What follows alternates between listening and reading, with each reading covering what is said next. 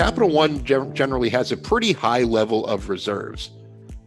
In normal times, they have more set aside for losses than their net charge-off ratio is.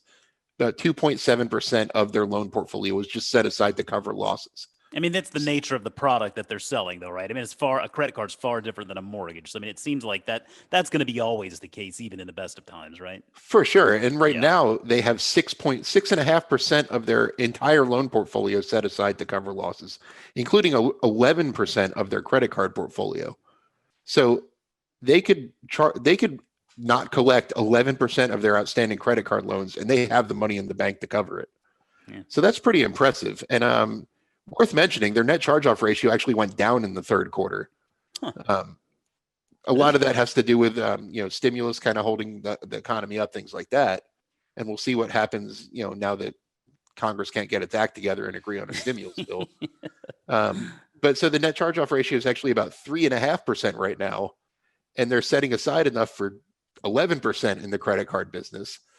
So if this holds out, that's going to be a big reserve release too. So it kind of works. It works both ways.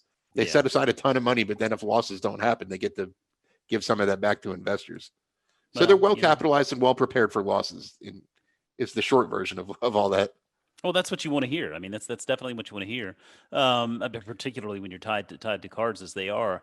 Let's talk a little bit about today's big headline. We were talking before taping regarding Moderna, and the headline that came out this morning, preliminary data from a phase 3 trial shows that its coronavirus vaccine is more than 94% effective in preventing against COVID-19. I mean, this is something, CEO Stephanie Bankel, I hope I'm pronouncing her name correctly.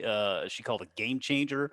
And to me, we were talking about how this string of vaccine news is certainly been received very well by the real estate market. What about a company like Capital One? Why is the vaccine such a positive catalyst for a company like Capital One? Well, you want unemployment to return to normal as soon as possible, especially if you're a credit card lender. High unemployment means higher than average defaults. Like I said, right for the second and third quarter, banks and credit card companies have been really good about letting people suspend their payments if they want to. There's been some stimulus going on, things like that. So we really haven't seen the effects play out yet.